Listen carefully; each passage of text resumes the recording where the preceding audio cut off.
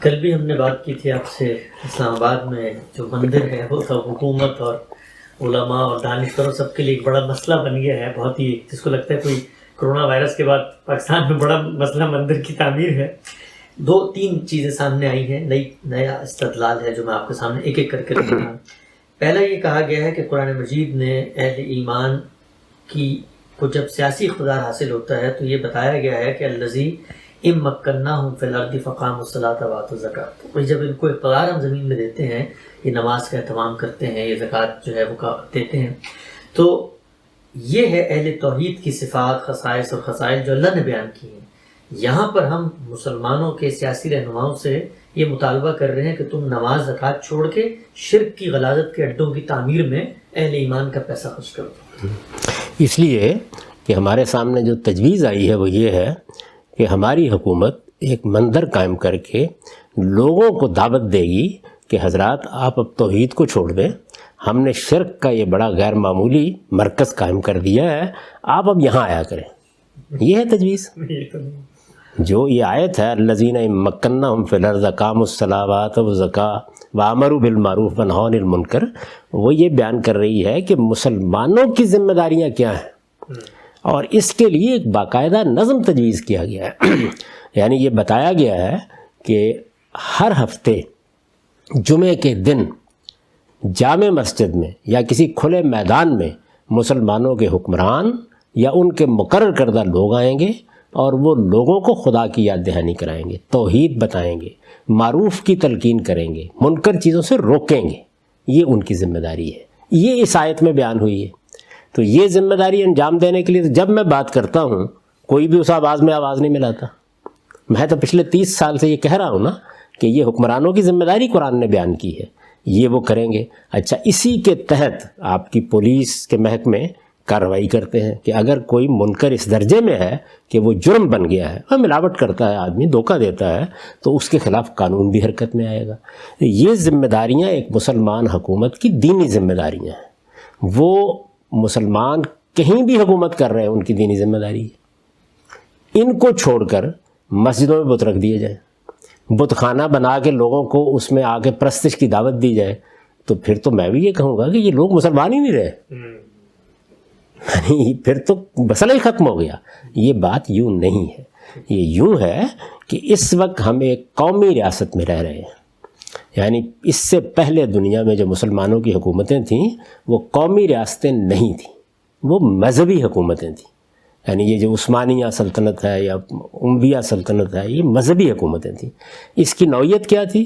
اس میں اصل میں جن لوگوں پر آپ حکومت کر رہے تھے وہ اگر مسلمان نہیں ہیں تو وہ کیا تھے؟ وہ آپ کے محکوم تھے۔ تو گویا حاکم اور محکوم کے تعلق کے ساتھ حکومت قائم تھی، ان پر جزیہ عائد کیا گیا، ان کو محکوم ہونے کے لیے پابند کیا گیا۔ قرآن مجید کے اس اصول کا اطلاق کیا گیا کہ حتیٰ یؤتوا الجزیۃ عن ید وہم صاغرون۔ بعد میں بھی ظاہر ہے کہ فتوحات کے نتیجے میں حکومتیں بنتی تھیں۔ انگریز یہاں آئے ہندوستان میں، تو انگریزوں نے آ کے جو حکومت قائم کی اس میں وہ حاکم تھے، ہم محکوم تھے۔ تو حاکم اور محکوم سے جو حکومت قائم ہوتی ہے وہ بالکل اور طرح کی حکومت ہوتی ہے۔ اس وقت جو حکومتیں قائم ہیں یا پاکستان کی ریاست، یہ قومی ریاستیں ہیں، نیشن سٹیٹس ہیں۔ یہ الگ بات ہے کہ ہمارے مذہبی طبقے نے پہلے دن سے اس کنفیوژن اور خلجان میں لوگوں کو مبتلا کر دیا۔ یعنی قائد اعظم نے، محمد علی جناح نے ایک قومی ریاست مسلمانوں کی قائم کی، مسلم سٹیٹ قائم کی۔ وہ اس کو ایک مذہبی ریاست، اسلامک سٹیٹ کے طور پر دیکھتے ہیں۔ یہ تعبیر اپنی جگہ صحیح نہیں ہے۔ اس وقت کی تمام حکومتیں جتنی ہیں، اگر آپ کہتے ہیں کہ افغانستان یا ایران ریاست ہے تو مجھے آپ روک کیسے سکتے ہیں مداخل ہونے سے؟ یعنی پھر تو مسلمان ہی اس کا حقیقی شہری ہے، وہ جہاں بھی دنیا میں رہتا ہو۔ تو انگلستان میں مسلمان ہوگا تو آپ کو اپنی سرحد اس کے لیے کھولنی ہوگی، اس لیے کہ وہ پھر اس ریاست کا اصل میں حاکم ہے۔ لیکن اس وقت کی ریاستیں یہ نہیں ہیں، یہ قومی ریاستیں، نیشن سٹیٹس ہیں۔ یہ اس اصول پر نہیں بنی کہ مسلمان یہاں حاکم ہیں اور ہندوستان میں ہندو حاکم ہیں، نہیں، یوں نہیں ہے۔ سارے لوگ جو ان ریاستوں میں رہ رہے ہیں وہ سب کے سب برابر کے شہری ہیں، اور برابر کے شہری کی حیثیت سے وہ حکومت کے نظم میں شریک ہیں، وہ ٹیکس دیتے ہیں۔ لہٰذا جو روپیہ آپ کے پاس جمع ہوتا ہے بغیر کسی مذہبی تفریق کے آپ اس کو ان پر خرچ کریں گے۔ पुल बनाना है, हस्पताल बनाना है, कोई सहूलतें पैदा करनी हैं, उसमें मज़हब की बुनियाद पर हरगिज़ कोई तफरीक नहीं की जाएगी। यही कायदे-आज़म का ऐलान है 11 अगस्त 1947 को। पहले इस बुनियादी बात को समझ लीजिए। तो जब आपने ये जिम्मेदारी उठा ली तो इस वक्त हुकूमत क्या कर रही है, वो ये कर रही है कि इस मुल्क में, अच्छा फिर मैं मज़ीद अर्ज़ कर दूँ, जिस वक्त आप पुरानी फ़िक़्ह पढ़ते हैं तो वहाँ शहर हाकिम है ना आप, तो आपने मुसलमानों के शहर अलग कर रखे हुए हैं और आपने अपने महकूमों को पाबंद कर रखा हुआ है। पढ़िए तारीख ज़रा कि तुम्हारे शहर फ़लाँ फ़लाँ हैं। इस वक्त ये सूरत हाल है।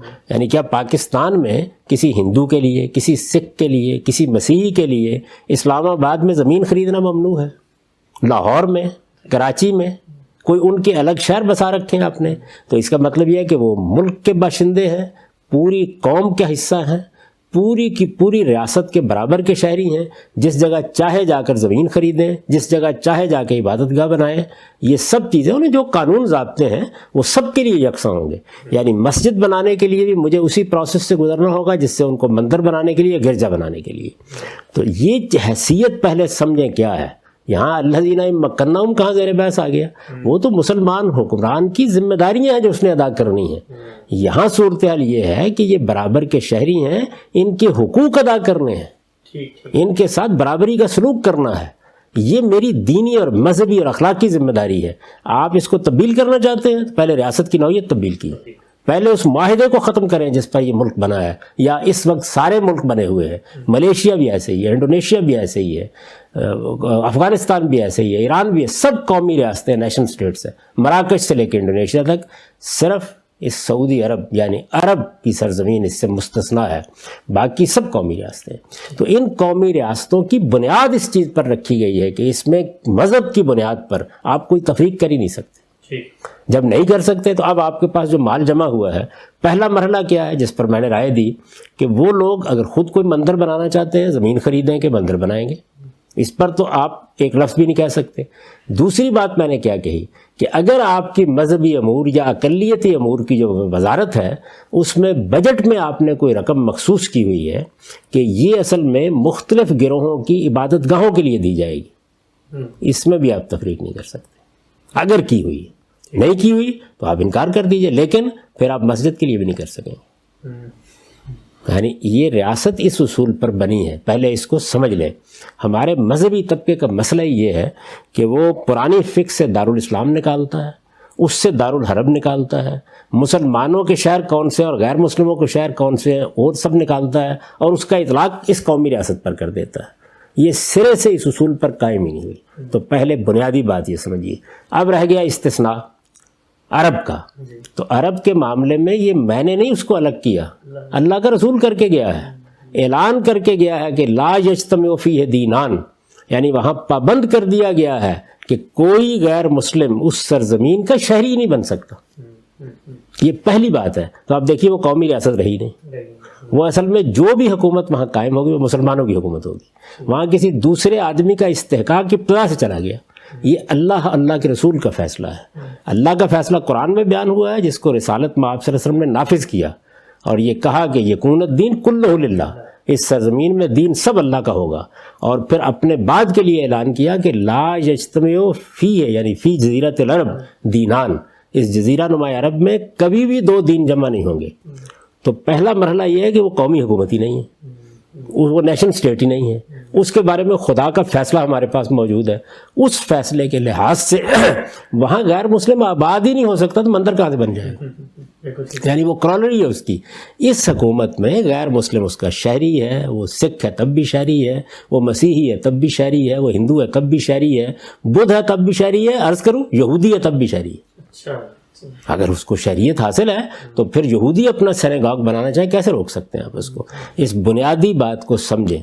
इसी तरह बाद हज़रात ने ये करम फरमाया कि मैंने ये कहा था कि भाई सऊदी अरब की नौयत या जज़ीरा नुमा अरब कहिए, सऊदी अरब तो खैर एक और चीज़ है, जज़ीरा नुमा अरब की नौयत एक मस्जिद की हो गई है। तो इरशाद हुआ है कि मस्जिद तो खुदा की सारी ज़मीन है, रसूलुल्लाह ने फरमाया कि तमाम दुनिया मस्जिद है। तो अगर यही बात ठीक है तो फिर असल में आपकी दूसरी जिम्मेदारी बन गई है, वो ये है कि जो मंदिर मौजूद है, जो गिरजे मौजूद हैं, सबको ढा दीजिए। माल रोड पर बहुत आला दर्जे गिरजे मौजूद हैं, یہ بات ہی غلط ہے. یعنی یوں نہیں ہے. وہ تو میں نے بات سمجھانے کے لیے ایک مثال دی تھی کہ جیسے ایک مسجد ہوتی ہے تو مسجد میں تو آپ مندر نہیں قائم کریں گے نا آپ کے, تو وہاں پورے جزیرہ نما عرب کو یہ حیثیت دے دی گئی ہے. اور وہ جو کہا گیا ہے کہ جعلت لی ارض مسجدہ, یہ جو زمین ہے میرے لیے پوری, تو اس کا مطلب ہے کہ ہر جگہ نماز پڑھنی جائز ہے, پاک ہے, ہر جگہ پاک ہے, ہر جگہ آپ مسجد بنا سکتے ہیں. اس کا مطلب یہ ہے.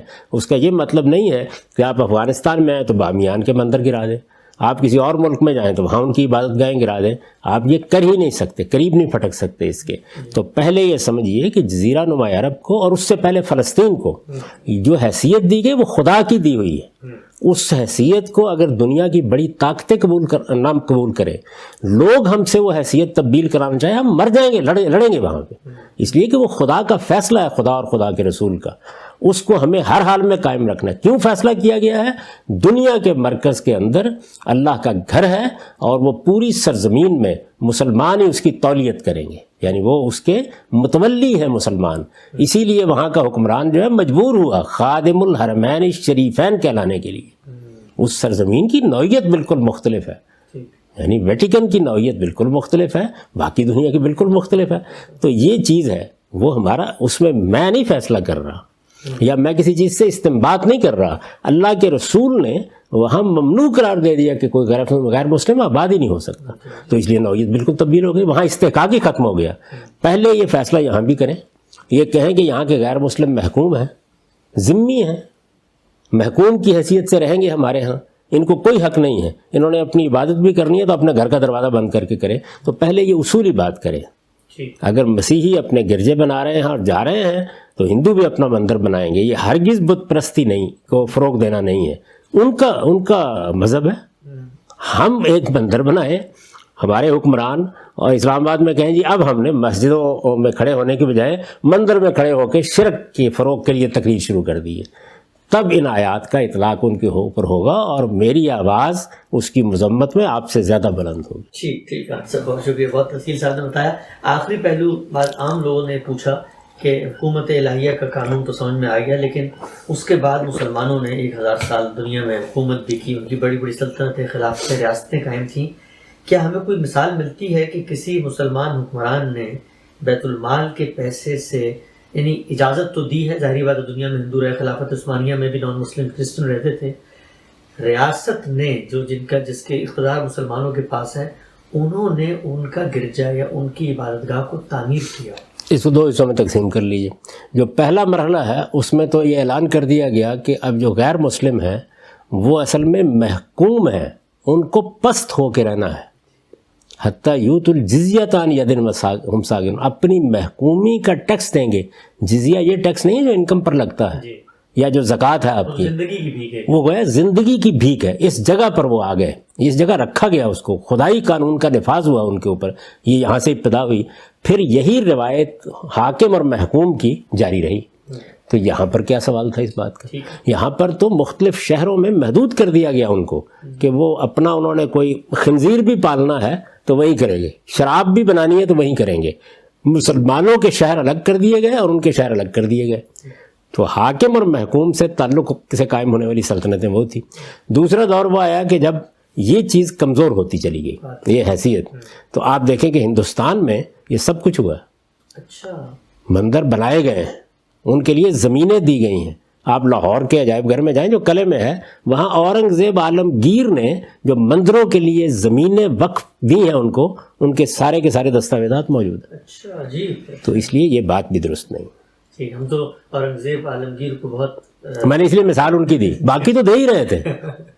یعنی وہ بھی یہ جانتے تھے کہ ہندوستان میں اب اس اصول پر حکومت نہیں ہوگی. بہت بڑی تعداد ہے ہندوؤں کی جو یہاں آباد ہے, تو اس لیے ان کے معاملات بھی اسی طرح سے ریاست کی سطح پر ہوں گے. تو ایک لحاظ سے مغلوں نے آ کر, یعنی پہلا مرحلہ وہ نہیں ہے, سلاطین کے زمانے میں آپ کو اس کی مثالیں کم ملیں گی, اس میں بھی یعنی مثالیں مل جاتی ہیں, لیکن مغلوں نے آ کر, خاص طور پر اکبر نے, دوسرے لوگوں نے ہندوستان کی سرزمین کو ایک مذہبی ریاست کی بجائے تبدیل کرنا شروع کیا. یہ تبدیلی کا عمل صدیاں لیتا ہے. وہ انگریز آئے اس کے بعد, انہوں نے بھی ظاہر ہے کہ اسی طریقے سے اس ریاست کو چلایا, لیکن اب دنیا کے اندر قومی ریاستیں ہیں. تو پہلے آپ اس میثاق کو تبدیل کریں جس پر یہ ریاست بنی ہے, یا پھر خدائی حکم بتائیں. یعنی جو جزیرہ نما عرب کے بارے میں ہے، اس کے بعد آپ کو یہ حق ہے، ورنہ آپ ان کو خود روک نہیں سکتے۔ قانون کے مطابق جو قانون ضابطے ہیں، زمین خریدیں گے، مندر بنانا چاہیں مندر بنائیں گے، گرجا بنانا چاہیں گرجا بنائیں گے، روک نہیں سکتے۔ اور اگر آپ نے کوئی رقم مختص کی ہوئی ہے عبادت گاہوں کے لیے تو وہ گرجے کو بھی اسی انصاف کے ساتھ دی جائے گی، مندر کو بھی اور مسجد کو بھی۔ وہاں آپ شرک کو فروغ نہیں دے رہے، آپ اصل میں جو ذمہ داری آپ نے لی ہے اس کا حق ادا کر رہے ہیں۔ ٹھیک، اچھا ہم سب مسئلہ تو یہ پیدا ہو گیا اور اتنا بڑھ گیا۔ میں کل اخبار میں پڑھ رہا تھا کہ جو وفاقی وزیر مذہبی امور ہیں ان کو وزیر اعظم کی طرف سے تجویز پیش کی گئی۔ اخبار کی رپورٹنگ یہ تھی کہ بجائے ایک مندر تعمیر کرنے کے کوئی کمپلیکس بنا دیں، یا مسجد بھی ہو، کلیسا بھی ہو، مندر بھی ہو، تاکہ لوگوں کا یہ جو ایک ہے کہ اسلام آباد میں مندر بن رہا ہے تو ساتھ جوڑ کے مسجد بھی بنا دیتے ہیں۔ تو قابل عمل حل کیا لگتا ہے؟ کیا اگر مطلب آپ کیا تجویز کریں گے ایسے موقع پہ؟ اب کیا کریں؟ میرے نزدیک یہ ہے کہ اس معاملے میں حکومت نے اقدام کرنے میں غلطی کی۔ اقلیتی امور کی جو وزارت ہے، اگر اسی کے ذریعے سے یہ سارا معاملہ کیا جاتا تو شاید یہ بات یہاں تک نہ اٹھتی۔ مذہبی امور، لیکن ہمارے ہاں یہ خلجان موجود ہے، یعنی جو جدید تعلیم یافتہ طبقہ ہے وہ بالکل اس طرح بیہیو کرتا ہے کہ یہ قومی ریاست ہے۔ یہ قائد اعظم محمد علی جناح سے لے کے آج تک یہی صورتحال ہے، یعنی آپ کی بیوروکریسی یہیں سے معاملات کو دیکھ رہی ہوتی ہے، فوج یہیں سے دیکھ رہی ہوتی ہے، سیاستدان یہیں سے دیکھ رہے ہوتے ہیں۔ مذہبی لوگ اس کو دارالاسلام مذہبی ریاست کے طور پر دیکھ رہے ہوتے ہیں، اسلامی ریاست، مذہبی ریاست۔ یہاں یہ مذہبی ریاست ہے، نہ یہ دارالاسلام کی تعریف پر پورا اترتا ہے، اور نہ یہ دارالاسلام سے میری مراد کہ جو اس کے حدود قیود جس طرح سے بیان کیے گئے ہیں۔ بہت سی چیزیں ایسی ہیں جن پر ہو سکتا ہے کہ میں بھی کچھ کہہ کے یہ کہوں کہ چلیے دارالاسلام کی اصطلاح استعمال کر لیتے ہیں، لیکن جو حقیقی مفہوم ہے اس کا، اس پر یہ پورا نہیں اترتا۔ یہ قومی ریاست ہے، نیشن اسٹیٹ ہے، اور قومی ریاست کوئی ناجائز چیز نہیں ہے، یہ دور حاضر کا ایک بندوبست ہے۔ اس بندوبست کو جس اصول پر کیا گیا ہے اسی کے لحاظ سے معاملہ کرنا ہوگا۔ مذہبی طبقہ اپنی پرانی اصطلاحات میں ابھی تک بند ہو کے سوچتا ہے۔ تو اسلامی ریاست جو ہے یہ کبھی قبول نہیں کیا ہمارے ہاں قائد اعظم نے۔ مسلم اسٹیٹ یعنی جہاں مسلمانوں کی اکثریت ہے، بس اس کے سوا کچھ نہیں ہے۔ جو ہندوستان ہے وہ بھی اسی اصول پر ایک قومی ریاست ہے۔ تو قومی ریاستوں کے دور میں اگر آپ یہ قائم کرنا چاہتے ہیں تو آپ کو پہلا کام یہ کرنا پڑے گا کہ دنیا میں اس وقت جو ضابطے بن چکے ہیں آپ ان کا اعلانیہ انکار کریں گے، اور آپ یہ اعلان کریں گے کہ یہاں رہنے والے سب غیر مسلم ہم مسلمانوں کے محکوم ہیں۔ پھر ظاہر ہے کہ آپ کی ثواب دید ہے کہ آپ کسی موقع کے اوپر ان کو جینے کا موقع دیں، اور کسی موقع کے اوپر کہیں کہ سب کے سب اسلام آباد سے نکلیں اور نکل کے جا کے فلاں پہاڑی کے پاس ایک گاؤں بسا دیا، وہاں رہیں جا کے۔ یعنی حاکم اور محکوم کے تعلق میں اقدامات اور ہوتے ہیں، یہاں حاکم اور محکوم کا تعلق نہیں ہے، برابر کے شہری ہیں۔ ہم سب یہ تو ہم جانتے ہیں، وقت ہمارے پاس کم ہے، آخری بات کرتے ہیں۔ ہم یہ جانتے ہیں کہ پاکستان میں آپ یہ کہتے ہیں کہ اس کی تعمیر میں یہ خرابی مضمر ہے، آئیڈینٹی کرائسس ہے، نیشن اسٹیٹ ہے، اسلامی ریاست ہے، مذہبی طبقہ اس کو وہاں لے جانا چاہتا ہے، دستور اور آئینی طور پر دنیا کے مسلمہ قوانین کے تحت وہ نیشن اسٹیٹ ہے۔ یہ ابہام ایک دن میں تو ختم ہو نہیں سکتا۔ تو اب حکمران جو ہیں وہ یہ مانتے ہوئے کہ یہ خلجان یہ موجود ہے، کیا اقدام کیا کریں؟ مثلا مندر بنانا ہے، دنیا میں بھی ایک طرح سے جس کو آپ کہتے ہیں پاکستان کی بے عزتی ہو رہی ہے کہ ہم کہتے ہیں یہ اقلیتیں آزاد ہیں، جھنڈے میں سفید رنگ بھی ہے، اور دوسری طرف ایک شہر میں مندر نہیں بن سکتا۔ تو کیا یوں نہیں کیا جا سکتا تھا کہ ایک کوئی این جی او کو کہا جاتا بھائی آپ تعمیر کر دیں، بجائے یہ کہ حکومت پیسہ دیتی، تاکہ وقتی طور پہ یہ پیدا ہی نہ ہوتا؟ دیکھیے بات یہ ہے کہ یہ وقتی طور پر آپ اس طرح کی چیزوں کو ٹال لیتے ہیں، لیکن جو تعمیر میں مضمر خرابیاں ہوتی ہیں وہ نمایاں ہوتی رہتی ہیں۔ یہ جو آپ نے لفظ استعمال کیا نا کہ ہماری حکومت کی بے عزتی ہو رہی ہے، اصل میں بے عزتی تو شب و روز ہو رہی ہے، کبھی کبھی عزت اگر ہو تو اس کی اطلاع دینی چاہیے۔ یعنی یہ جو کچھ پی آئی اے میں ہوا ہے یہ آپ کی عزت ہو رہی ہے دنیا بھر میں، جس طرح کے اقدامات آپ نے کیے ہیں اب تک وہ عزت کا باعث بن رہے ہیں۔ تو یہ تو ہمارا مقدر ہے، اسی طرح کی صورتحال سے ہم دوچار ہیں۔ اصل چیز کیا ہے؟ اصل چیز یہ ہے کہ ہمارے حکمران، سیاستدان، دانشور وہ اس خلجان کو دور کریں، ورنہ ایک طرف سے یہ خلجان کے لیے کوئی آپ وقتی تدبیر کریں گے اور دوسری طرف سے نمایاں ہو کے سامنے آ جائے گا اور بار بار آئے گا۔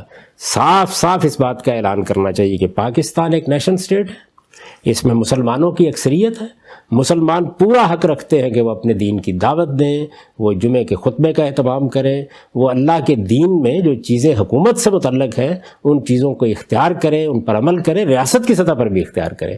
یہ حق دنیا کی ہر جمہوری حکومت کو حاصل ہے، لیکن اسٹیٹ کی نوعیت مذہبی ریاست کی نہیں ہے، اسٹیٹ کی نوعیت نیشنل اسٹیٹ کی ہے۔ اس کا اعلان کرنا چاہیے، واضح کرنا چاہیے، اور بغیر کسی تردد کے جب آپ یہ بات واضح کریں گے کنفیوژن اس وقت دور ہوگا۔ تو میں تو اس طرح کی چیزیں نہیں تجویز کرتا کہ اس وقت یہ کر لیں اس وقت وہ کر لیں، اس طرح کی تمام تدابیر منافقانہ ہوتی ہیں۔ تو منافقت کے لیے میری کوئی ذمہ داری نہیں ہے، میں تجویز پیش کروں وہ لوگ خود اختیار کر لیں گے۔ جو سیدھی سچی بات ہے اس کی بنیاد پر نظم چلائیں گے تو خلجان دور ہوگا۔